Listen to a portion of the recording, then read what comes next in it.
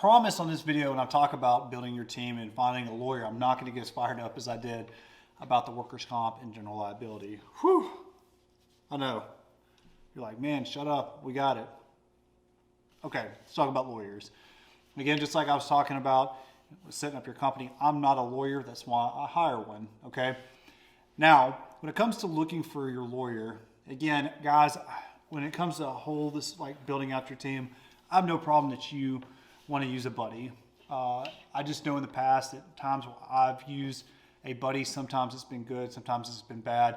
If you do want to use one of your friends when you build out your professional team, if you got some friends that are bankers, lawyers, accountants, whatever, the point is that interview other people too to make sure it's going to be the best fit, because you don't want to get the buddy treatment. The buddy treatment will kind of bite you in the ass, and it's happened to us in the past, and that's the only reason I'm bringing it up. Basically, everything I'm telling you that not to do, it's because we've done it and screwed it up. Okay, we're not perfect.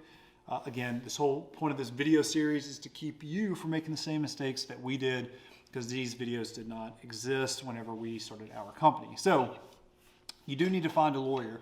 The first time you need to find a lawyer is to help set up your business. You may not need one for a while. The biggest thing is you want to identify someone in the event that you get into an issue where you get sued, or you want them to look over some contracts. Another great way to use a lawyer, now we're going to talk about this a little bit later on, getting your first sale on your contracts.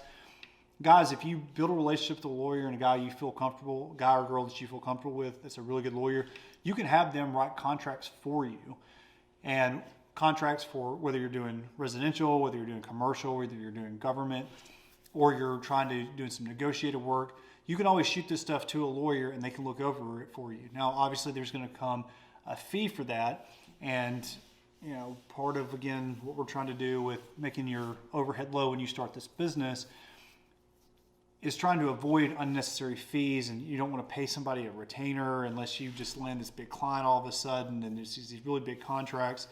But most of the time, you're not going to need a lawyer right away outside of getting your business started. But they might be helpful on getting your contract set up if you're using a COI, if you're trying to, maybe you're trying to get into a new type of industry and they're making you sign stuff. So maybe right when you're first getting started, and it's okay to use a lawyer for a couple of things to make sure that you're not getting the raw end of the deal.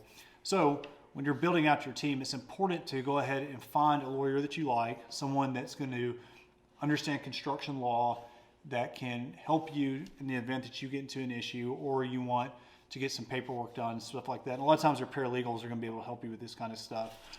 But I strongly recommend identifying somebody on your team as you build out your professional team.